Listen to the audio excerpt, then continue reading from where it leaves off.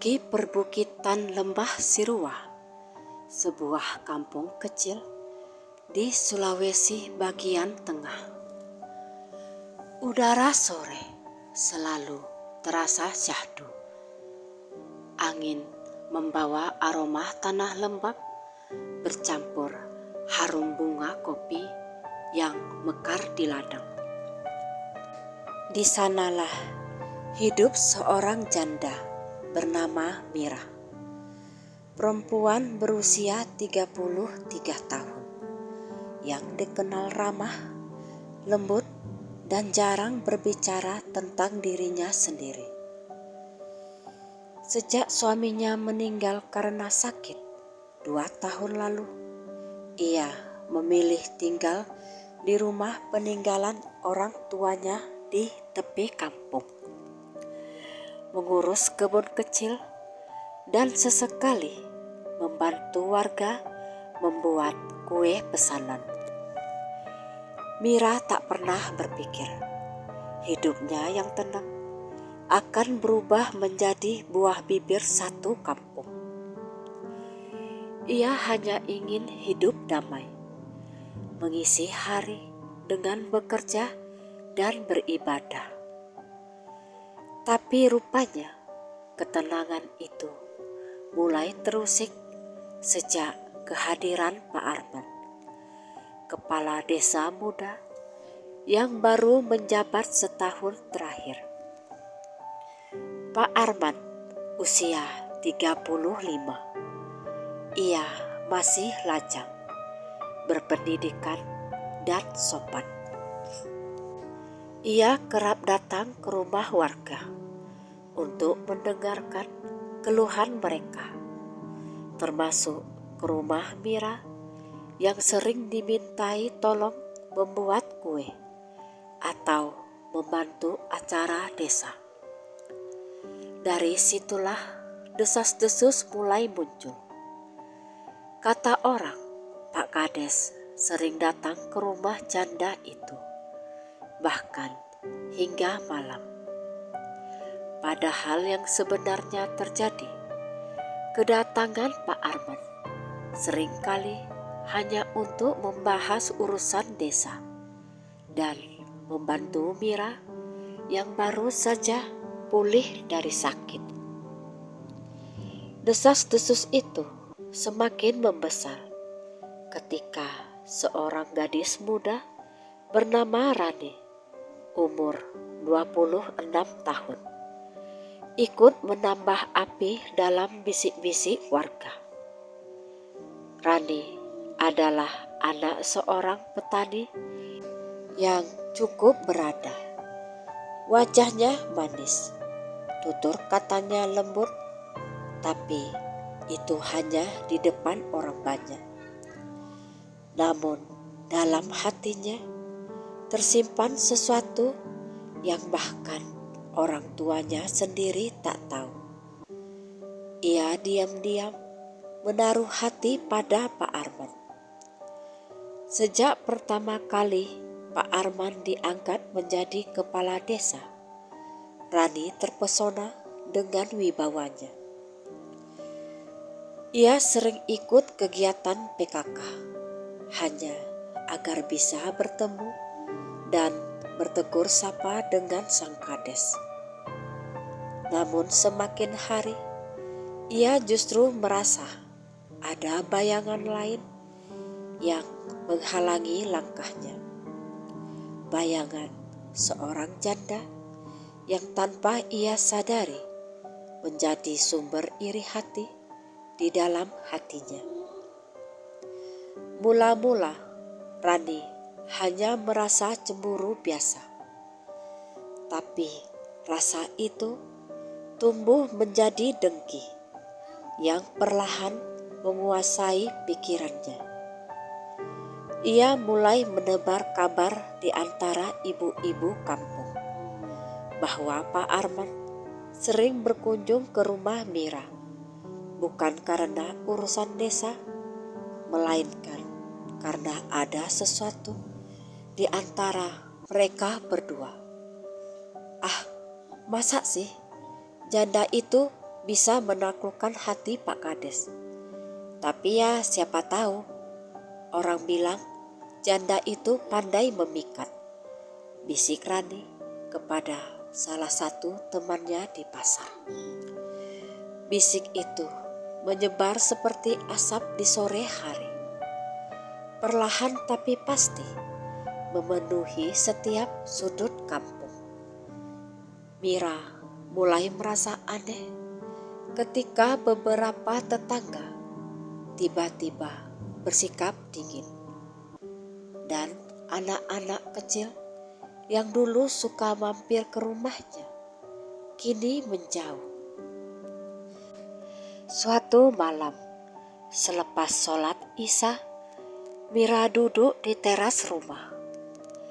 Angin lembah berembus pelan, membawa suara jangkrik. Tapi di tengah ketenangan itu, bulu kuduknya mendadak berdiri. Ia seperti mendengar suara bisikan samar di telinganya. Suara perempuan menangis lirih dari arah kebun belakang. Awalnya ia kira itu halusinasi saja. Tapi suara itu terus terdengar beberapa malam berturut-turut. Kadang terdengar seperti tawa kecil, kadang seperti langkah kaki yang berputar di sekitar rumahnya. Pada malam keempat, saat ia membaca ayat-ayat Al-Quran, angin tiba-tiba berhembus kencang dari arah jendela. Lilin padam dan Mira melihat bayangan hitam melintas di halaman. Ia cepat-cepat merapalkan doa. Ya Allah, lindungilah aku dari segala keburukan makhlukmu, bisiknya lirih. Keesokan paginya, ia pergi ke rumah Mak Lila, seorang wanita tua yang dikenal bijak dan sering menolong warga yang diganggu makhluk halus. Begitu mendengar keluhan Mira, Mak Lila menghela nafas pelan. Aku sudah dengar kabar itu, Nak. Ada yang menaruh dengki padamu. Hati-hati. Kadang fitnah bukan hanya datang lewat mulut manusia, tapi juga lewat bisikan makhluk yang mereka panggil. Mira terdiam. Maksud Mak Lila, ada seseorang yang mengirim sesuatu padaku. Begitulah firasatku. Kau harus banyak bersikir. Jangan takut, tapi jangan juga menantang. Bila gangguan makin berat, datanglah lagi ke sini. Hari-hari berikutnya, gangguan itu semakin terasa. Malam-malam Mira dipenuhi bayangan yang menatap dari jendela. Suara langkah tanpa wujud dan aroma bunga melati yang tiba-tiba memenuhi kamar. Kadang ia terbangun dengan dada sesak, seperti ada yang menindih tubuhnya.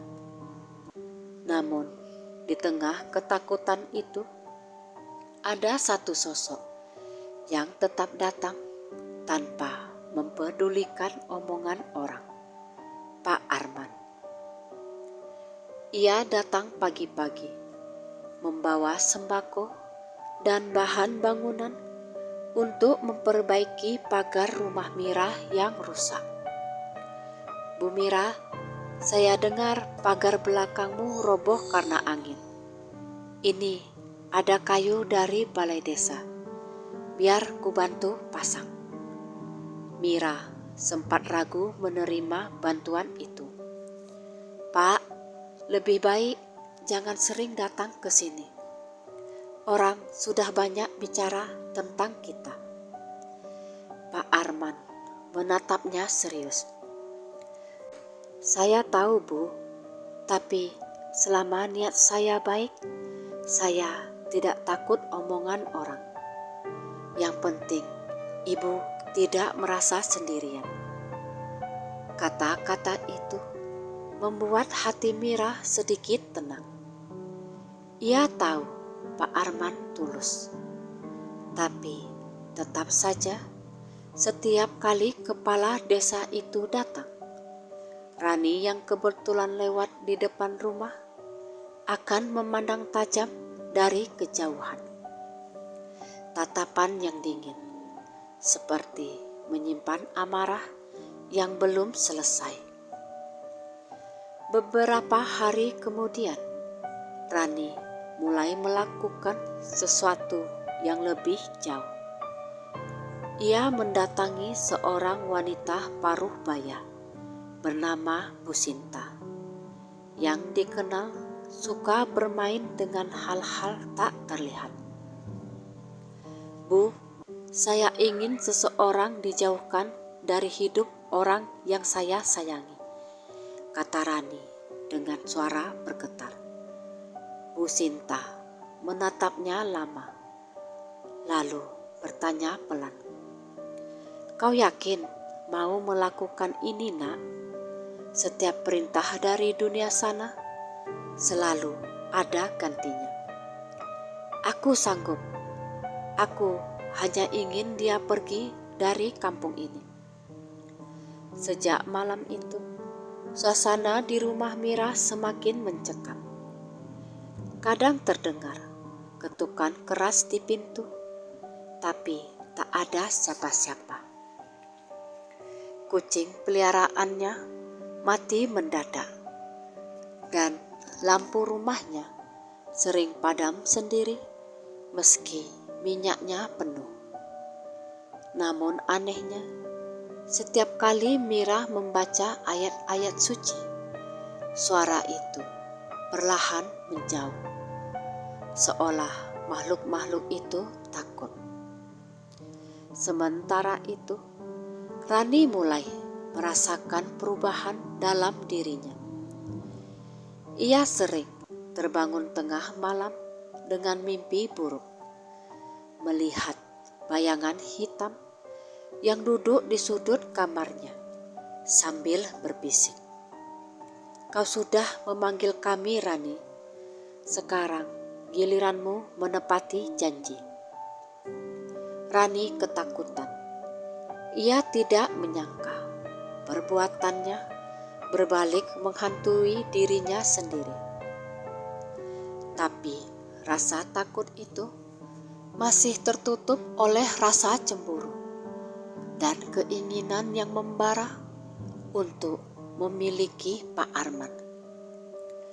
Dan di suatu malam berangin, saat kampung diselimuti kabut, sesuatu benar-benar terjadi. Peristiwa yang akan mengubah takdir mereka bertiga. Malam itu, angin dari arah gunung membawa hawa dingin menusuk. Kabut turun pelan, menyelimuti rumah-rumah panggung di lembah Sirua. Di kejauhan, gonggongan anjing terdengar bersahutan, seolah merasakan sesuatu yang tak kasat mata tengah melintas di antara pepohonan. Mira baru saja menutup jendela ketika tiba-tiba terdengar suara ketukan di pintu depan. Ia menoleh cepat. Siapa yang datang larut begini? Dengan langkah hati-hati, ia menghampiri. "Siapa ya?" Suaranya bergetar. Tak ada jawaban, hanya suara langkah kaki kecil berlari menjauh. Ia membuka pintu pelan, tapi tak ada siapa-siapa di luar. Hanya kabut tebal dan suara angin berdesir di dedaunan.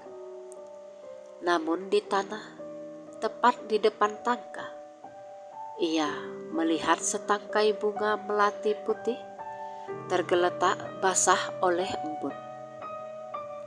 Mira memungutnya dengan gemetar. Harumnya menusuk. Namun di balik wangi itu ada sesuatu yang membuat dadanya sesak. Entah kenapa, ia merasa bunga itu bukan pemberian dari manusia. Ia menaruh bunga itu di atas meja, lalu kembali berdoa.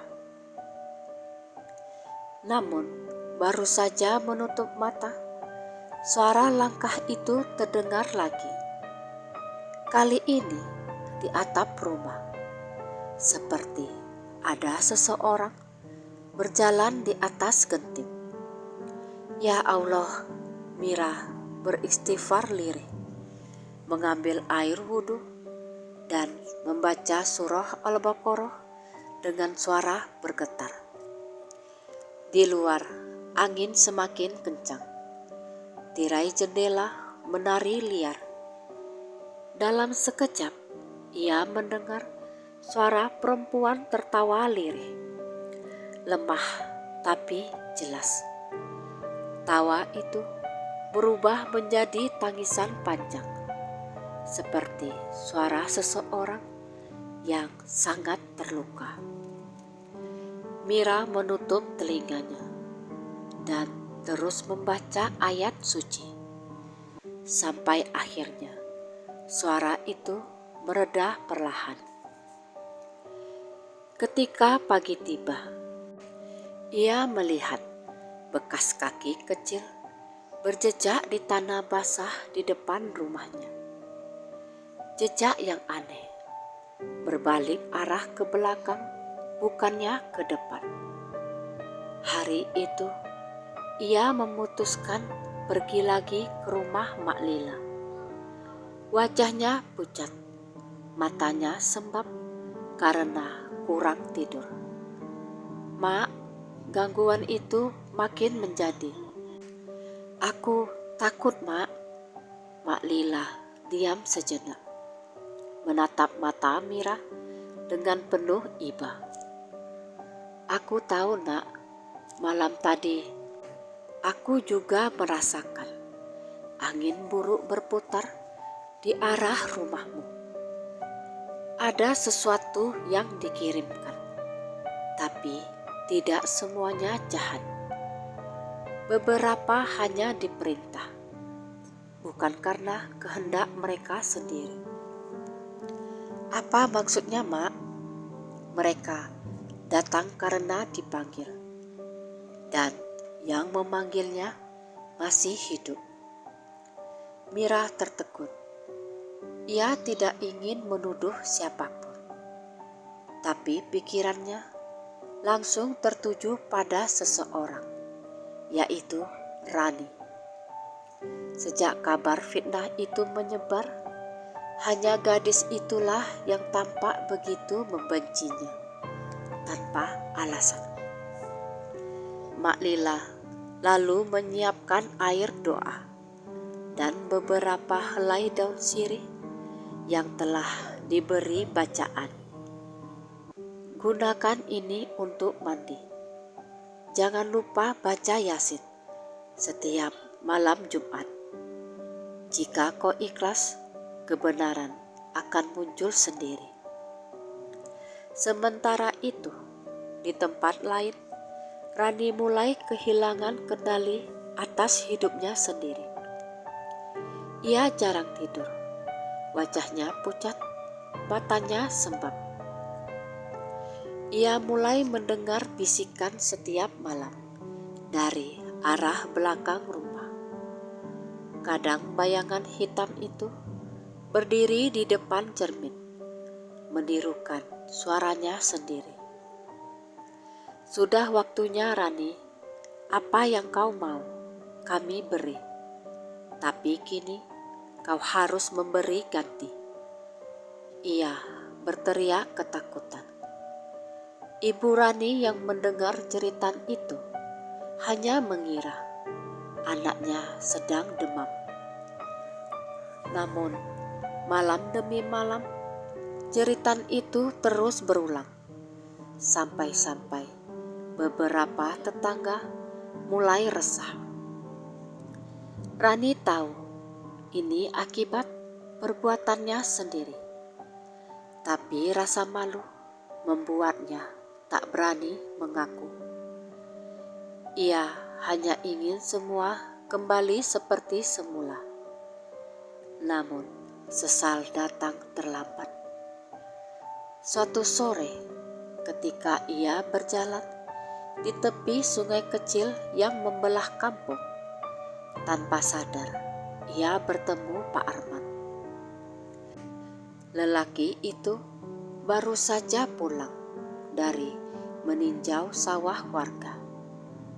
"Rani, kamu kenapa pucat begitu?" tanya Pak Arman dengan nada khawatir. Rani mencoba tersenyum, tapi suaranya bergetar. "Tak apa-apa, Pak, hanya kurang tidur saja. Kalau sakit, sebaiknya istirahat. Jangan terlalu banyak pikiran." Ucapan sederhana itu justru membuat dada Rani sesak. Ia ingin berkata jujur, ingin minta maaf, tapi kata-kata seolah tertahan di tenggorokan. Tatapan lembut Pak Arman justru membuat hatinya semakin perih. Karena ia sadar lelaki itu tak pernah menaruh hati padanya. Malamnya ia menangis sendirian di kamar. Namun di tengah tangis itu bayangan hitam datang lagi. Kali ini lebih jelas dari sebelumnya. Wujudnya tinggi, berambut panjang, matanya merah membara. "Janjimu belum ditepati. Darah harus dibayar," bisik sosok itu dengan suara serak. Rani menjerit ketakutan. Ia berlari keluar rumah menuju jalan kampung. Tapi langkahnya goyah. Ia jatuh tersungkur di depan rumah Pak Arman, yang kebetulan baru hendak keluar. "Rani, astagfirullah, kamu kenapa?" Rani menangis sambil gemetar. "Pak, tolong saya, Pak, tolong. Saya diganggu makhluk itu. Saya sudah berbuat salah pada Bu Mira." Pak Arman terdiam. Ia menuntun gadis itu masuk dan memanggil ustadz kampung untuk menenangkannya. Setelah ustadz datang, Rani baru bisa bicara dengan terbata-bata. "Semua ini salah saya, Pak. Saya menuduh Bu Mira yang tidak-tidak. Saya bahkan mendatangi seseorang untuk menakut-nakutinya. Tapi justru saya yang dihantui sekarang." Air mata Rani mengalir deras di pipinya. Ustadz Rahman yang duduk di sebelahnya berkata pelan, "Nak, setan tak pernah jadi kawan manusia. Ia hanya meminjam dengki di hati kita untuk menjerumuskan." Malam itu, Pak Arman dan Ustadz Rahman datang ke rumah Mira untuk memberi tahukan semuanya. Mira sempat terdiam lama setelah mendengar pengakuan itu. Matanya berkaca-kaca. "Ya Allah, aku tak sangka sampai sejauh itu." Pak Arman menunduk. "Saya minta maaf atas nama Rani, Bu. Ia sudah menyesal." Mira menarik nafas panjang, lalu berkata lirih, Saya sudah maafkan, tapi tolonglah bantu dia. Jangan biarkan dia sendirian melawan gangguan itu. Keesokan paginya, mereka bertiga datang ke rumah Mak Lila. Perempuan tua itu hanya tersenyum lembut ketika melihat mereka. Akhirnya, kebenaran muncul juga. Nak Rani, apa yang kau alami bisa diakhiri. Tapi kau harus ikhlas dan memohon ampun sungguh-sungguh. Yang memanggil mereka adalah kau. Maka kau juga yang harus mengusirnya dengan doa. Rani menangis sambil menunduk. Sementara angin lembah berembus lembut, seolah alam ikut menyaksikan penyesalan itu. Mak Lila menyiapkan air doa untuk mereka bertiga dan meminta Rani mandi serta berzikir selama 7 malam berturut-turut. Namun, belum sempat hari ke-7 tiba, ujian terakhir justru datang. Malam di mana makhluk kiriman itu datang lagi.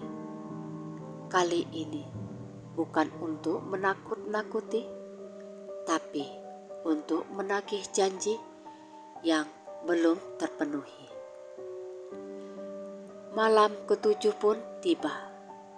Langit lembah Sirua diselimuti awan gelap, tanpa bintang sedikit pun. Udara terasa berat, seperti menyimpan sesuatu yang tak terlihat. Di rumah panggung tua, peninggalan orang tuanya, Rani duduk memeluk lutut di dekat pelita. Matanya sayu, wajahnya pucat. Di sampingnya ada Mak Lila, Ustadz Rahmat, dan Pak Arman yang bersiaga membantu. Jangan takut nak, kata Mak Lila lembut. Apapun yang datang malam ini, hadapi dengan doa. Jangan kau lari, dan jangan panggil mereka lagi. Cukup sebut nama Allah. Rani mengangguk pelan. Tangannya menggenggam tasbih erat-erat. Dari luar terdengar suara angin mendesing, membawa aroma bunga melati yang sangat kuat. Aroma yang sama yang pernah memenuhi rumah Mira. Suasana semakin mencekam. Tirai menari pelan, lalu mendadak diam. Lampu minyak bergetar, cahayanya redup. Ustadz Rahman mulai melantunkan ayat-ayat suci dengan suara tenang tapi tegas. Tiba-tiba dari sudut ruangan terdengar suara lirih. Rani, semua menoleh. Di balik bayangan tampak sosok berwujud perempuan berambut panjang. Wajahnya samar, matanya merah menyala. Ia berdiri di dekat pintu. Tubuhnya tampak separuh melayang. Rani, kau janji akan memberi kami jalan. Tapi kini kau ingkar. Rani menjerit. Tapi Mak Lila segera memegang pundaknya. Istighfar, jangan takut nak. Ustadz Rahman membaca ayat kursi. Suaranya semakin keras. Sosok itu berteriak. Lalu wujudnya menggeliat seperti kabut hitam yang terbakar. Rani menutup mata sambil menangis. Aku salah. Aku tak mau lagi ikut campur urusan setan. Aku mohon, pergilah sekarang. Aku ingin bertobat." Begitu kata tobat itu diucapkan, angin besar berhembus masuk lewat jendela. Api pelita padam. Hanya cahaya bulan yang samar menembus celah atap. Suara perempuan itu berubah menjadi ratapan panjang, lalu perlahan lenyap di telan sunyi. Hening, benar-benar hening. Hanya suara nafas mereka yang tersisa di ruangan itu. Setelah beberapa saat, Mak Lila menatap Rani dan tersenyum tipis. "Sudah selesai, Nak. Mereka sudah pergi. Kau baru saja menutup pintu yang dulu kau buka sendiri." Rani menangis terisak, memeluk tangan Mak Lila, lalu berkata, Saya benar-benar menyesal, Mak. Saya sudah merusak nama baik orang, membuat Bu Mira menderita. Saya tidak pantas dimaafkan." Ustadz Rahman berkata pelan, "Allah Maha Pengampun, Nak. Asal kau sungguh-sungguh menyesal, niscaya ampunan itu datang." Keesokan paginya, matahari terbit dengan cahaya yang lembut, menembus kabut lembah yang perlahan sirna. Burung-burung kembali bernyanyi, seperti menandakan akhir dari malam panjang yang menakutkan. Rani datang ke rumah Mira ditemani Pak Arman. Wajahnya menunduk, tangan gemetar memegang bungkusan kecil berisi kain dan bunga melati. Tanda permintaan maaf menurut adat kampung mereka. Begitu Mira membuka pintu, Rani langsung bersimpuh. "Bu Mira, saya datang untuk minta ampun. Saya yang telah fitnah dan sakiti ibu. Semua yang terjadi adalah kesalahan saya. Tolong maafkan saya." Mira menatap gadis itu lama. Air matanya menetes tanpa ia sadari.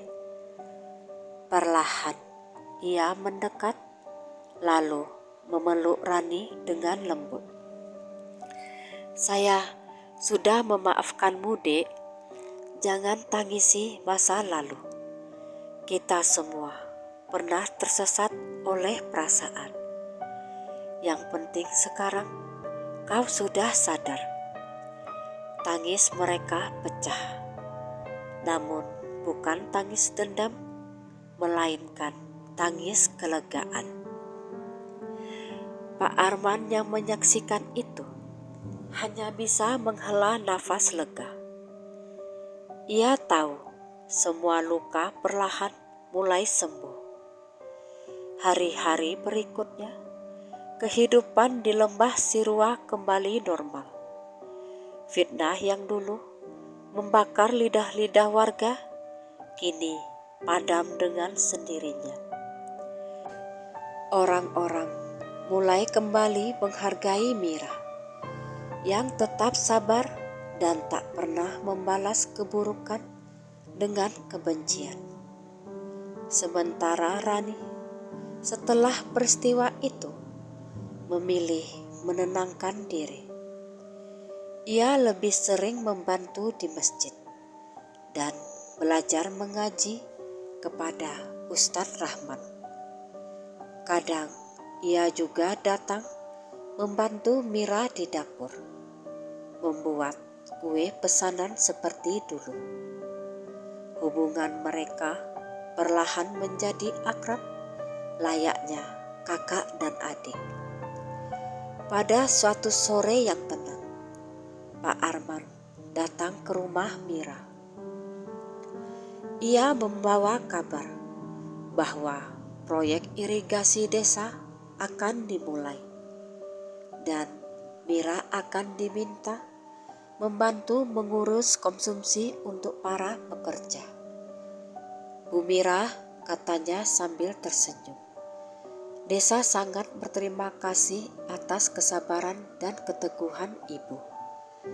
Kalau boleh jujur, andai semua warga punya hati seperti ibu, kampung ini pasti jauh lebih damai.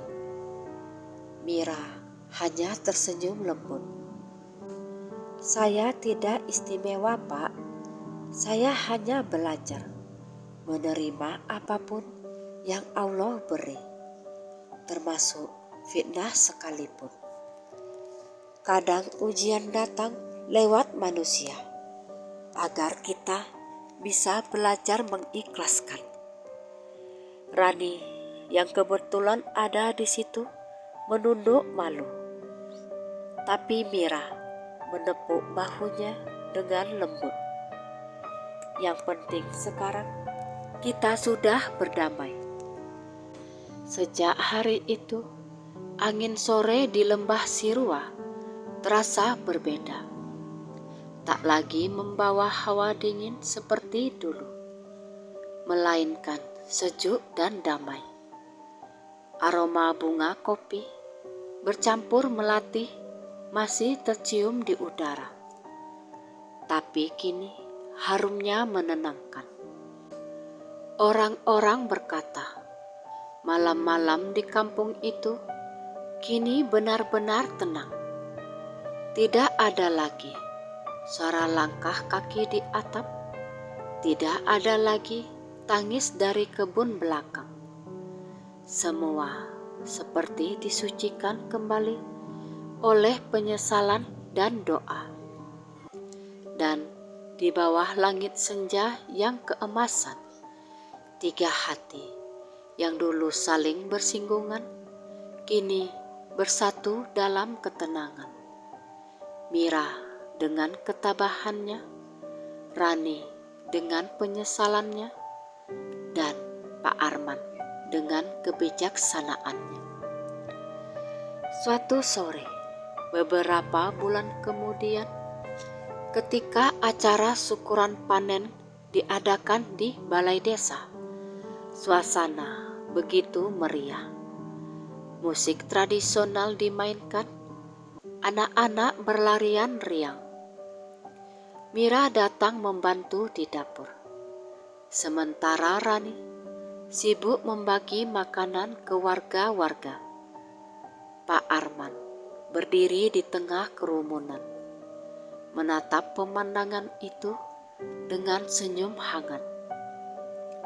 Dalam hatinya, ia bersyukur. Fitnah yang dulu hampir memecah kampung, kini berubah menjadi pelajaran bagi semua. Menjelang maghrib, ketika matahari mulai tenggelam di balik perbukitan, angin lembah kembali berhembus lembut. Mira menatap langit yang berwarna jingga, lalu berbisik pelan, "Ya Allah, terima kasih. Akhirnya semuanya berakhir dengan damai." Rani datang menghampiri, membawa segelas teh. "Bu Mira, ini untuk ibu." Mira tersenyum. "Terima kasih, Dek. Kau makin rajin sekarang." Rani tertawa kecil. "Saya cuma belajar dari ibu. Dulu saya banyak iri, tapi sekarang saya ingin belajar jadi seperti ibu, tenang dan sabar." Mira menatapnya penuh kasih. Tidak ada manusia yang sempurna, Rani, tapi setiap orang punya kesempatan untuk memperbaiki diri. Senja itu menjadi saksi betapa fitnah, cemburu, dan dendam bisa berubah menjadi keikhlasan bila hati berserah. Di lembah Sirwa, cerita tentang janda yang difitnah dan gadis yang menyesal menjadi kisah yang sering diceritakan ulang oleh para tetua. Bukan sebagai aib, tapi sebagai pengingat bahwa kebaikan akan selalu menemukan jalannya sendiri. Dan malam-malam berikutnya di kampung itu kembali sunyi, hanya diisi suara jangkrik dan desir angin lembut. Tak ada lagi tangisan gaib, tak ada lagi rasa takut, hanya kedamaian yang mengalir pelan, seolah alam pun ikut memaafkan.